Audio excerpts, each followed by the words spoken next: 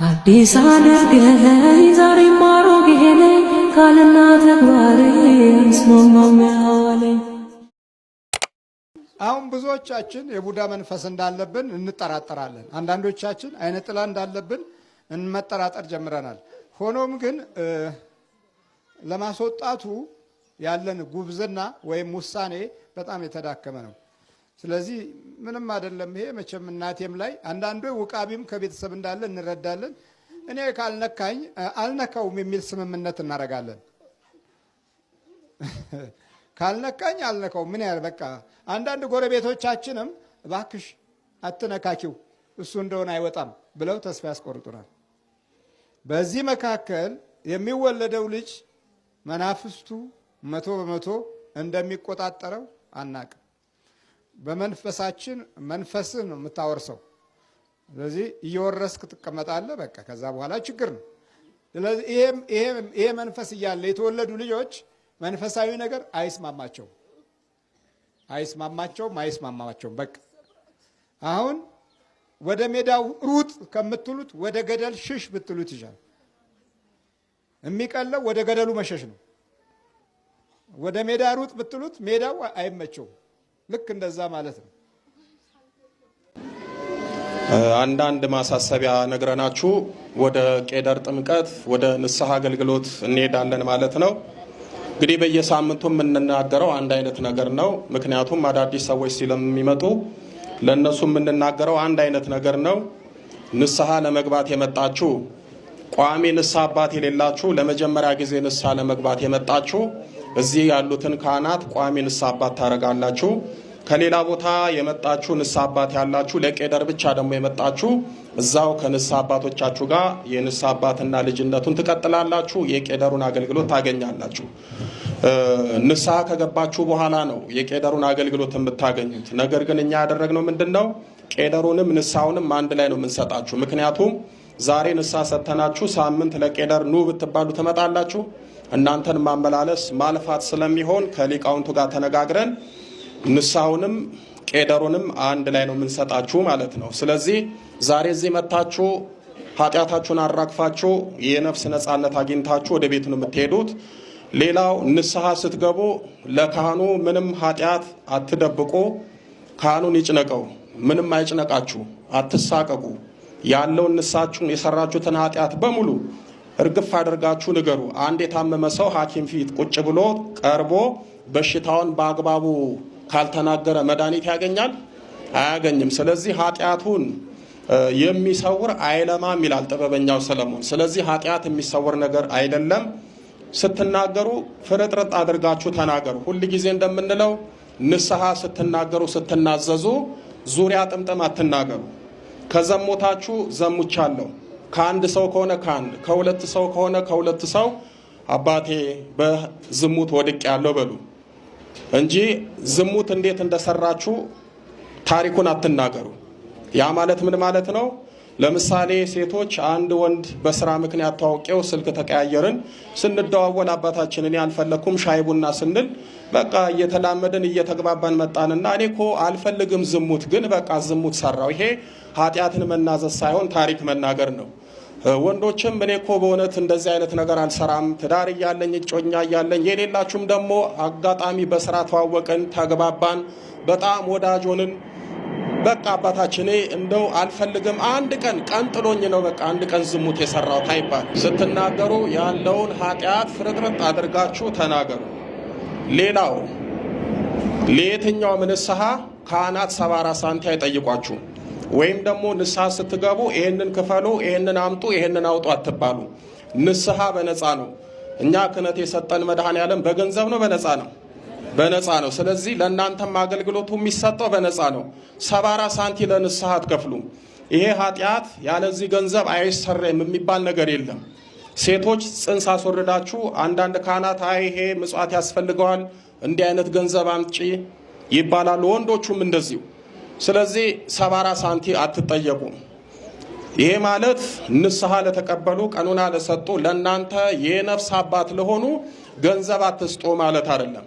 ለንስሐ አባታችሁ ኃጢአታችሁን ለተሸከሙ ላወረዱ እግዚአብሔር ይፍታ ብለው ከእግዚአብሔር ላስታረቁ ካህናት ግን ስትፈልጉ በፍቃዳችሁ አባታችን ካርድ ሙሉበት፣ ለትራንስፖርት ተጠቀሙበት፣ ሻሽ ካባ ግዙበት ብላችሁ አይደለም 100 ብር 100 ሺህ ብር በግል መስጠት ትችላላችሁ። እኛ የምንለው ለንስሐ 74 ሳንቲ አይከፈልም። አገልግሎቱን በነፃ አግኝታችሁ እናታችሁን ኪዳነ ምሕረትን አመስግናችሁ መሄድ ትችላላችሁ። ሌላው እጅግ በጣም የምናስጠነቅቃችሁ የምትጸጸቱት የምትቆጩት እስከዚች ሰዓት ድረስ ነው። የትኛውንም ኃጢአት ስሩ፣ ሁሉም ኃጢአት ከንስሐ በታች ነው። የትኛውንም በደል ስሩ፣ ሁሉም በደል ከክርስቶስ የቸርነት በታች ነው። ስለዚህ እዚህ መታችሁ ንስሐ ገብታችሁ ቀኑና ተቀብላችሁ ሄዳችሁ ክርስቶስ እግዚአብሔር ንስሐ ብገባም ይሄንን ኃጢአት በእውነት ይቅር ይለኛል ወይ?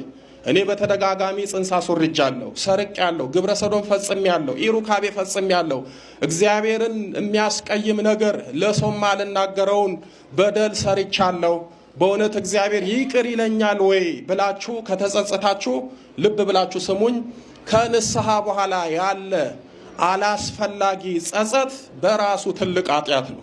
እስኪ በሉ ከንስሐ በኋላ በሉ ያለ አላስፈላጊ ጸጸት በራሱ ኃጢአት ነው።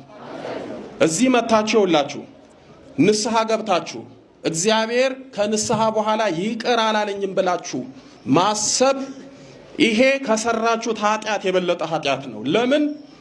እዚህ መታችሁ ይቅርታ አግኝታችሁ ከሄዳችሁ በኋላ ኃጢአቴ አልተሰረየም፣ እኔ አልነጻውም፣ አሁንም በደለኛ ነኝ ብላችሁ የምታስቡ ከሆነ አንደኛ ክርስቶስን እንደ ፍጡር ቆጥራችኋል። ፍጡር ነው፣ ሰው ነው ቂም የሚይዘው።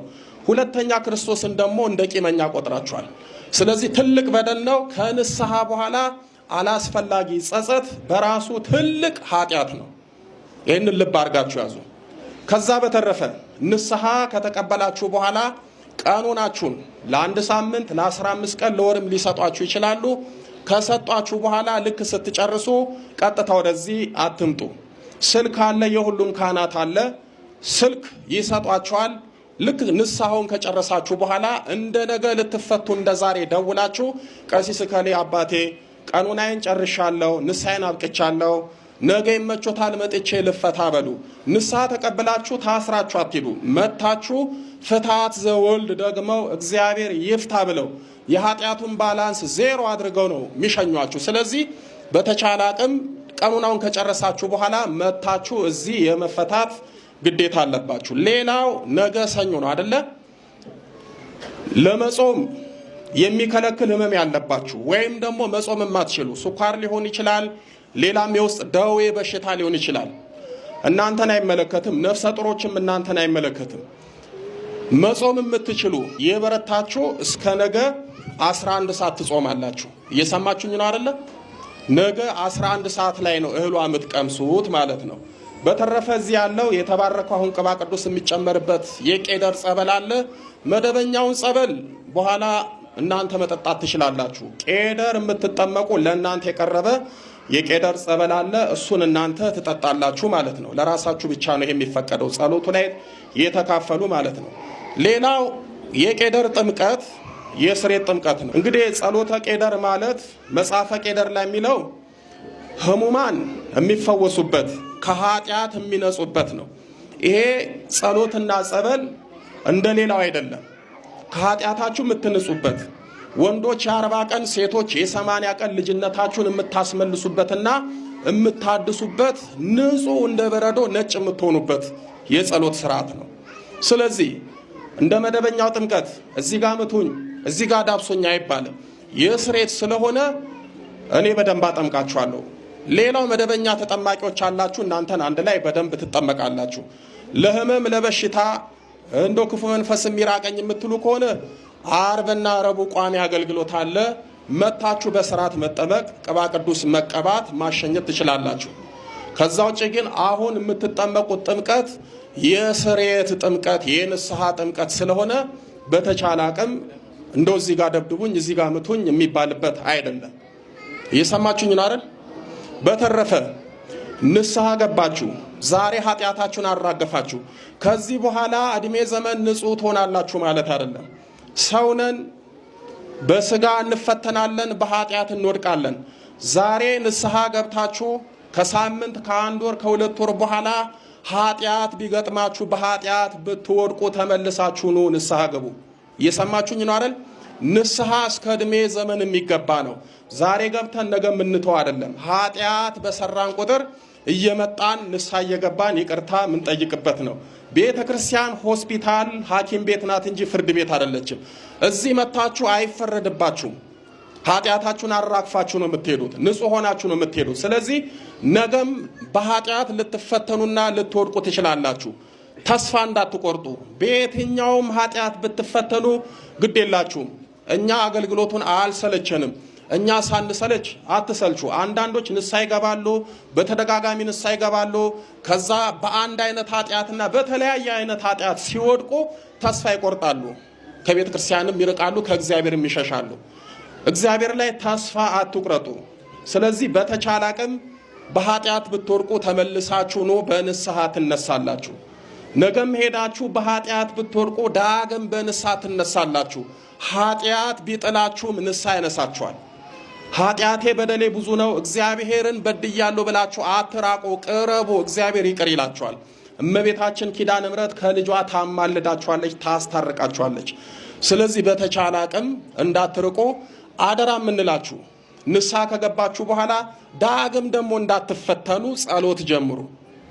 እስኪ እንደው ሁሌ እንደምናገረው ሁለት ጸሎት ብቻ እስኪ እንደው ጊዜ የለኝም አይመቸኝም የምትሉ ሰዎች በተቻለ አቅም ከቲክቶኩም ከዩቲዩቡም ከፌስቡኩም ካለውም ጊዜያችሁ ቀነስነስ አድርጋችሁ እስኪ ማታ 15 ደቂቃ ጠዋት 15 ደቂቃ የጸሎት ጊዜ ብቻ አይኖራችሁ። ማታ ከመተኛታችሁ በፊት የዕለት ውዳሴ ማርያም አድርሳችሁ እናታችሁን ለምናችሁ ቅድስት ሆይ ለምኝልን ብላችሁ በውዳሴ ማርያም ተኙ። የሰላም እንቅልፍ ትተኛላችሁ። የተቋጠረውን ታስፈታላችሁ። እመቤታችንን ታቀርባላችሁ። የምትፈልጉትን ነገር ከሷ ታገኛላችሁ። ከዛ ውጪ እንደው ጠዋት ውልቅ ብላችሁ ወደ ሰራም ወደ ጉዳያችሁም ከመሄዳችሁ በፊት ነገ ብንሞት የምንቆመው ለፍርድ ሥላሴ ፊት ነው። ሥላሴ ፊት ወይ ይፈረድልናል ወይ ይፈረድብናል። ስለዚህ አጋዕዝተ ዓለም ሥላሴን ያዙ። የፈጠራችሁ ማን ነው? ሥላሴ። ነገ ትሞቱ ማፊት ነው የምትቆሙት። የሚኮንኑት የሚያጸድቁት ማን ናቸው? ስለዚህ አጋዕዝተ ዓለም ሥላሴን ያዙ። ሰይፈ ሥላሴ የሚባል ጸሎት አለ። የሌላችሁ ግዙ፣ ያላችሁ ጊዜ ሰጥታችሁ በርትታችሁ ጸልዩ። ሰይፈ ሥላሴ እንደ ውዳሴ ማርያም የዕለት የዕለት አለው። ያንን ጸሎት ሳታቋርጡ ስለ እውነት ቀሲስ ምን አለበሉኝ 15 ደቂቃ አይፈጅም። ያችን ጸሎት አድርሳችሁ ሥላሴን ተማጽናችሁ ውጡ። አንደኛ የሥላሴን መለኮታዊ ጥበቃ ታገኛላችሁ። ሁለተኛ አጋዕዝተ ዓለም ሥላሴን ለምኗቸዋል። ሶስተኛ ዕድሜ ጠግባችሁ ለንስሐ በቅታችሁ ለሥጋው ደግሞ በቅታችሁ ትሞታላችሁ። ሶስተኛ እንደው ሰውነን ነገ እንሞታለን። ለፍርድ ሥላሴ ፊት ስንቆም አጋዕዝተ ዓለም ሥላሴ ስለምናመሰግናቸው ስለምንጸልይ አይፈርዱብንም፣ ይፈርዱልናል። ወደ ሲኦል አያወርዱንም፣ ከቅዱሳን ጋር በገነት ይደምሩናል። ስለዚህ እንደው ግድ የለም ለጸሎት ጊዜ የለኝም የምትሉ ወጣቶች በሙሉ ሁላችሁም በተቻለ አቅም ውዳሴ ማርያም ማታ፣ ጠዋት ሰይፈ ሥላሴ ጸልዩ። ከዛ ደግሞ የአምልኮት ስግደት ስገዱ። አንድ ሰው ገንዘብ ከሚሰጥ ይልቅ ለእግዚአብሔር ጉልበቱን የሚሰጥ ሰው የከበረ ነው። ጉልበት ማለት ወዝ ድካም ማለት ነው። የሚሰግድ ሰው ሁል ጊዜ ጉልበቱን ነው ለእግዚአብሔር የሚሰጠው፣ ድካሙን ነው ለእግዚአብሔር መስዋዕት አድርጎ የሚያቀርበውና በተቻለ አቅም የአምልኮት ስግደት ስገዱ። የንስሐ ስግደታችሁንም በአግባቡ ጨርሱ። ሌላው መጾም የማትችሉ የውስጥ ሕመምና ችግር ያለባችሁ ልዩ ችግርም ያለባችሁ መጾም የማትችሉ ሰዎች የእናንተ ንስሐ በምጽዋት ይቀየራል። በምን አልኳችሁ? በምጽዋት። ለምሳሌ ልዩ ሕመምና በሽታ ያለበት እስከ 6 ሰዓት መቆየት የማይችል ሰው ሊኖር ይችላል። እንደዚህ አይነት ችግር ያለባችሁ ወጣቶችም እናቶችም ልዩ ሕመም ያለባችሁ ሰዎች ወደ ምጽዋት ይቀየራል። ምጽዋት ኃጢአትን ታስተሰርያለች ይላል። ይሄ ማለት ምን ማለት ነው? ወደ ምጽዋት ሲቀየር ካህኑ አይደለም ንስሐ ሲቀበል አንቺ ይሄን ያህል ገንዘብ አምጦ አይሉ። አቅማችሁን ኪሳችሁን የምታውቁት እናንተ ናችሁ።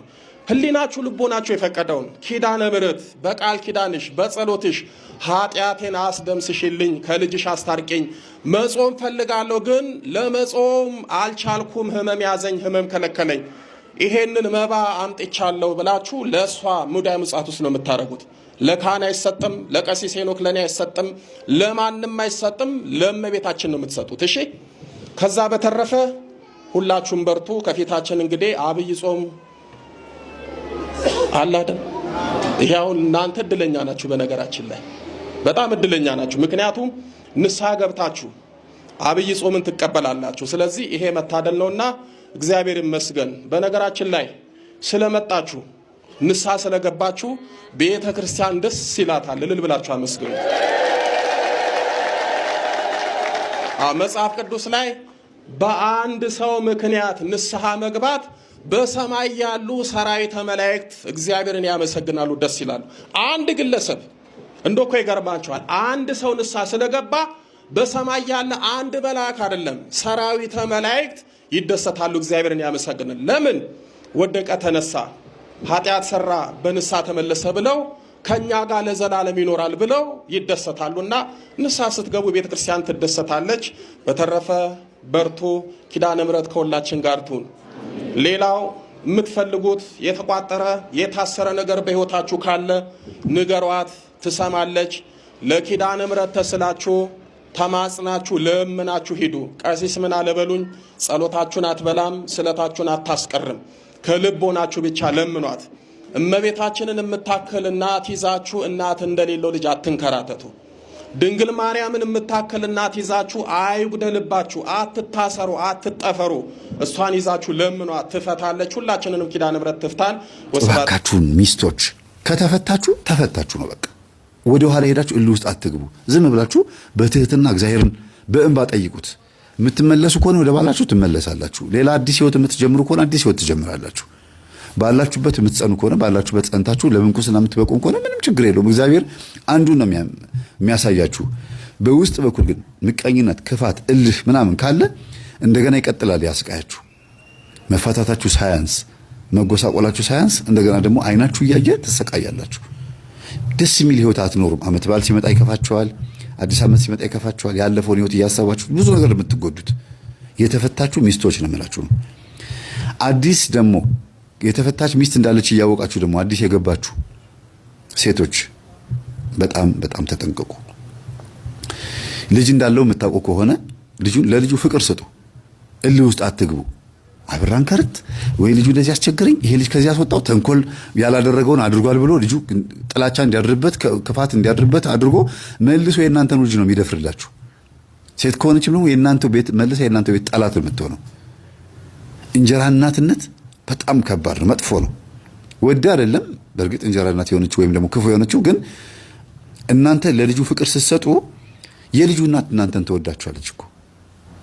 እንዴት ነሽ ደህና ነሽ ብሎ መጠየቅ ማን ነገር ባታረጉትም ግን ቢያንስ ለልጁ ጥሩ ፍቅር መስጠት፣ እናትህን ውደዳት ብሎ እናቱን እንዲወዳት ማድረግ፣ ላንቺ ብቻ ፍቅር እንዲሰጥ ሳይሆን እናቱንም ሄዶ እንዲጠይቅ፣ ለእናት ይሄን ግዛላት፣ ይሄን አርግላት እያሉ ልጁ ሁለት እናት እንዳለው እንዲያስብ ማድረግ ነው ያለባችሁ። ማዳላት ራሱ የለባችሁ። የእውነት አግብቶ የመጣ ማን ነው ወልዶ የመጣ ባል ካላችሁ ማለት ነው። ወልዶ እንኳን ባይመጣ የሆነች ፍቅረኛውን ትቶ አንቺ ጋር መጥቶ ካገባ በኋላ ፍቅረኛውን በስልክ የሚያናገር መስሎ ከተሰማሽ ማለት ነው ኃይለኛና ነብር መሆን አይጠበቅብሽም። መጀመሪያ ለባልሽ ነው መጸለይ ያለብሽ። ለምን? የዝሙት መንፈስ ይስበዋል ወደዛ። ያችኛውም ወዳ አይደለም የዝሙት መንፈስ ይስባታል። የመጀመሪያ ፍቅረኛው ከሆነማ በቃ ጭራሽ አንቺን ከመጤፍ አትቆጥርሽም። ደፋር ነው የምትሆነው፣ ኃይለኛ ነው የምትሆነው። በይ በይ ይላታል። እንደገና የራሱ የባልሽ ደግሞ የዝሙት መንፈስ ከእሷ እንዳፋታት ሁሉ ከአንቺም ሊያፋታ ይፈልጋል። እንዲያገባ የማይፈልግ መንፈስ ሊሆን ይችላል። ወይም ደግሞ ሴት ዛሬ አይነት ጥላ ካለችበት ከዚችም ከአንቺም ከምትቀጥለዋም ከሌሎችም ከበፊት ከነበሩትም እያፋታ የመጣ ሊሆን ይችላል ይሄ መንፈስ። ስለዚህ መጀመሪያ ለባልሽ ነው መጸለይ ያለብሽ፣ ለራስሽና ለባልሽ። በቃ ስሙን ጽፈሽ መስገድ መቁረብ ከቻልሽ፣ ካልቻልሽ ደግሞ ሱባኤ መግባት ማልቀስ። እግዚአብሔር ሆይ እባክህን ወዶ አይደለም ብዬ መጀመሪያ ነው ማሰብ የምፈልገው፣ መልካምነት መልሶ ስለሚከፍል። ከዛ ነገሩ እየበዛ ሲመጣ ቁጭ አድርጎ መምከር። ይኸውልህ እኔ እኮ እንደዚህ ነገር ደርሼበታለሁ፣ ለአንተ እየጸለይኩ ወዶ አይደለም ብዬ እያሰብኩልህ እየጸለይኩልህ እየሰገድኩልህ፣ አንተ ግን ብሶብሃል ና እስቲ እንጠመቅ ብሎ ደግሞ ማፈንዳት ጉዳዩ። ከዛ ያንቺን መልካምነት ያንቺን ጥሩነት ለሱ እንደምታስብለት ጸበል እንዲጠመቅ መፈለግሽን ሲያቅ ፍቅሩ ወዳንቺ እያዘነበለ ይመጣና የወንድ ልጅ ደካማ ጎን ባንቀልባ ታዚያለሽ። ወንድ ልጅ ደካማ ነው በውስጡ በባህሪው በአንዳንድ ጉዳይ ላይ። ስለዚህ ከልጅሽ እኩል ጡት የምታጠቢው ከልጅሽ እኩል ጡት ስለ ይሄን ጡት ማለት አይደለም ሹሩሩ የምትዩ ማለት ነው የምታዝሊው አይዞህ የምትዩ ጸጉሩን እየዳበስሽ እንደ ልጅ የምታስተኙ ባልም ያለሽ ልትኖሪ ትችያለሽ። ያለሽ አማራጭ ምንድነው ታውቂያለሽ? የእውነት ነው የምልሽ ወደ እግዚአብሔር ብቻ ማሳሰብና ያንን ደካማ ጎኑን እንደምንም ብሎ ለመቅረፍ ከራስሽ መጀመር፣ አንቺ ላይ ያለው ነገር መጀመሪያ ማሰር፣ ወደ ባልሽ ሄዶ ባልሽን መጥፎ እንዳያረገው አንቺ ጋር ያለው አንቺ ጋር እንዲታሰር፣ ባልሽ ያለው ባልሽ ላይ እንዲታሰር፣ ያቺንም በዛው ባለችበት ደግሞ አርፋ እንድትቀመጥ በሲስተም ነው የሚካሄደው። ትዳር ከፈረሰ በኋላ ምን ትጠቀሚያለሽ? እልህ ውስጥ ገብተሽ ኖ አይደረግም ቤተሰብ ጋር ሄደሽ ተናግረሽ ምንድነው ጥቅሙ? እስቲ ንገሪኝ። ጀግና የምትባየው ይሄ ነገር ኮንትሮል ስታረጊው ነው። ብልጥ አስተዋይ የምትባየው በዚህ ሴቶች ይታወቃሉ። ግን እልህ ውስጥ ስትገቡ አጠገብሽ ያለውን ስራ ነው የምትሰብሪው፣ ድስትሽን ነው የምታበላሽው። የሚገነፍል ድስት ራሱን ያበላሻል እንደሚባለው በብልጠት ነው መሄድ ያለብሽ። እናቶችሽን ያቸው እስቲ ባሎቻቸው ወይም ያንቺ እናት ባትሆንም የድሮ እናቶቻችን ወልዶ እንኳን ሲመጣ ይምጣ እዚህ ይኖር ችግር የለውም ይላሉ። እንዲያድግ ያደርጋሉ። በኋላ መሀል ላይ ወልዶባቸው ከሆነ አንደኛ ነገር ልጁን እያየ ባልየው ወይም አባትየው ማለት ልጁን እያየ አንገቱን ይደፋል። በቃ እጭ ይያለ ለምን የሆነ ጊዜ ሄዶ አመንዝሮ ወልዶ ያመጣው ልጅ ስለሆነ አእምሮ ጥሩ አይመጣም። እንደገናም ደግሞ ተመልሶ ወደዛ ወደ ወለደላት ሴት ደግሞ እንዳይሄድ ልጄ ልይ ብሎ እየሄደ ደግሞ ድጋሚ እንደገና ቀመስ እያደረገ እንዳይመጣ መሰብሰቡ ጥሩ ነው። ይሄ እናቶቻችን አሰራር ነው ብላችሁ መቼም ለወንዶች ዘኑላቸው ስል ልክ ናቸው ማለት አይደለም፣ ይገባቸዋል አይደል? ግን ወንድ ጋር ያለው ደካማ ባህሪ ግልጽ ነው፣ ይታወቃል። በዝሙት አያስችለውም፣ ዝም ብሎ ነው የሚጋልበው። ግን እግዚአብሔርን የሚፈራ ወንድ ደግሞ እንዲሆን ማድረግ ይቻላል ነው እያልኩ ያለሁት። ትዳርሽንም እንዲያከብር አንቺ ጋር ሰብሰብ እንዲል ማድረግ የምትችይው ያንቺ ትልቅነት፣ ያንቺ ብልጥነት ነው፣ ያንቺ አስተዋይነት ነው። ትዳርሽ መያዝ ትችያለሽ፣ ማሰር የትም ቦታ እንዳይሄድ ማድረግ ትችያለሽ።